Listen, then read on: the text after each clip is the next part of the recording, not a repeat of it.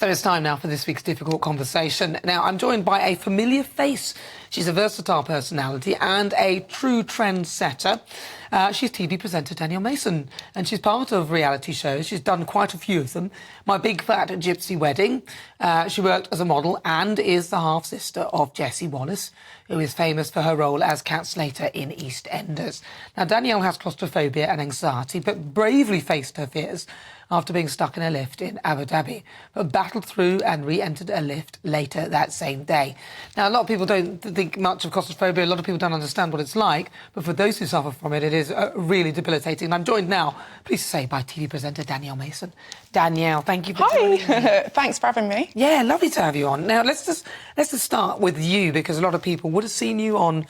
You've been on ITV, you've been on other shows where you've discussed and panel stuff. Yes. But you were also in My Big Fat Gypsy Wedding about 10 years. Quite a long time ago now. I think we're talking about 12 years ago.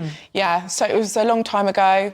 I was presenting an MMA show, and I met my other half there, and I ended up having children, got asked to do the show, and I did it, and then obviously went on to do other things. So yeah. So you're the show that you're presenting. You're the person that you met. He was a gypsy, I presume. Or... Yes, he was from the traveller community. What was that like? Because did you live as a gypsy? Well, yeah, I was part of the community because obviously I was with one, and my children are half. So yeah, it was very, very different to what I'm used to.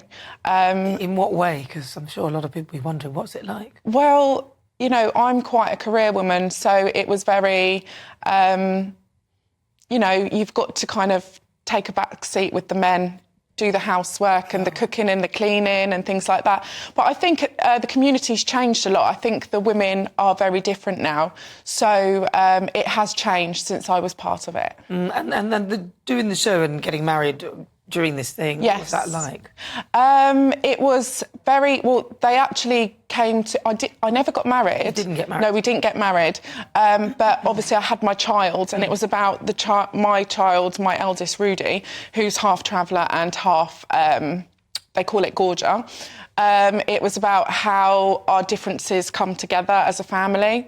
And then, obviously, I had Rudy and the film crew were there. It was really intense. It was not really an ideal situation when you're in that much pain. But you had a baby in the caravan? No.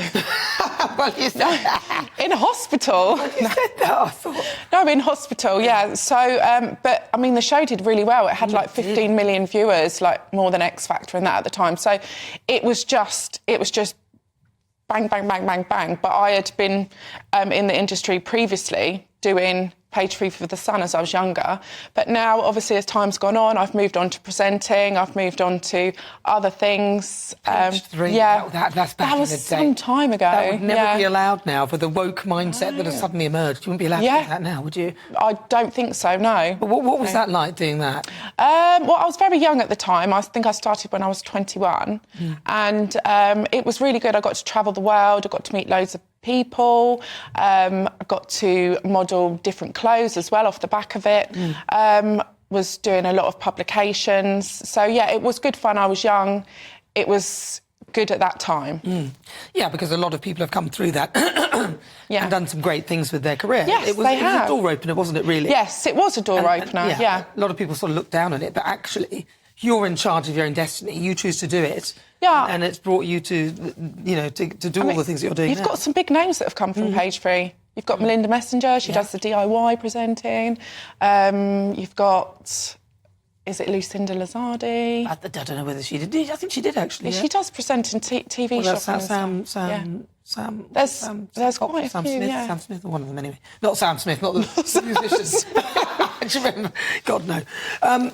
So now, though, I wanted to talk about claustrophobia and sort of anxiety, because a lot of people suffer with claustrophobia. I mean, thankfully I don't, but I can imagine what it would be like, because every now and again we all probably suffer a level of it. Yeah. When did you realise that you were claustrophobic? I think I started from the age of 6, but I didn't know what was wrong with me. It was like a panic attack, fear that would come over me. And I remember I used to say to my mum, I don't feel right. Like, I just don't feel well. I feel like really scared, but I could never work it out. And it wasn't till I was about 18 where I went on a flight to Mexico, and I was just so unwell on this flight, and I didn't know what it was, but I just felt panicked. I felt like I was going to die. And it was all, now I've come to learn about it, it's all about like being in a small space, not being able to control that environment, not being able to get off when you want to. And it's the same with lifts, flights, trains, anything with an electric door that I'm not in control of. It makes me panic, but people find it really embarrassing to talk about. But there's actually so many people that have some sort of a panic disorder, whether it be claustrophobic, some sort of OCD, things like that, yeah. And how have you managed it?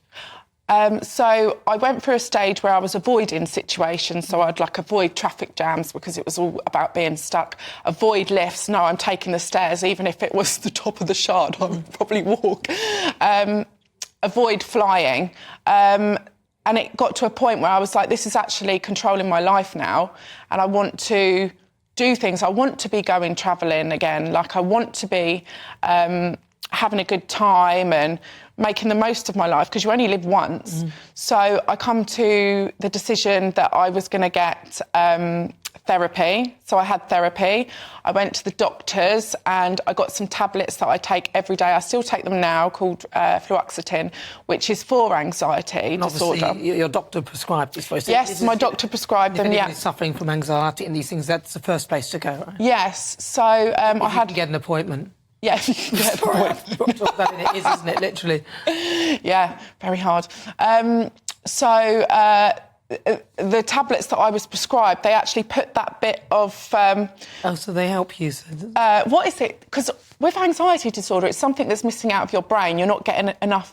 I don't know, I'm not sure. Is it oxytocin? Is it that? Is it oxytocin? Dopamine. Dopamine. Oxytocin's the pleasure hormone, or the pleasure one there. Oh, oops. So because when you have a baby, apparently we have lots of oxytocin, so you can't feel the pain, which then makes you forget how bad it is, and then you do it again. Yeah. So it puts that little bit back in that you're missing, which is, honestly, there's thousands and thousands, millions of people that suffer with it. And your brain doesn't think, because, I mean, before I was taking it, my brain would go into overdrive, thinking and thinking now and you're thinking. Able to manage it. Yeah, now I go flying. I mean, I went off to Abu Dhabi with the girls last month. I'm going everywhere at the moment. Was that when you got trapped in the lift? Or was that... Yeah, I got trapped in the lift in Abu Dhabi. Oh, God, you're the last person who got trapped in the lift. Yeah. All the people... So, how did you manage that? No, I freaked out. I absolutely freaked out. So I was all excited because I thought, I've done this big trip on my own with the girls, like I've gone on the aeroplane, and then I was getting really cocky in this hotel.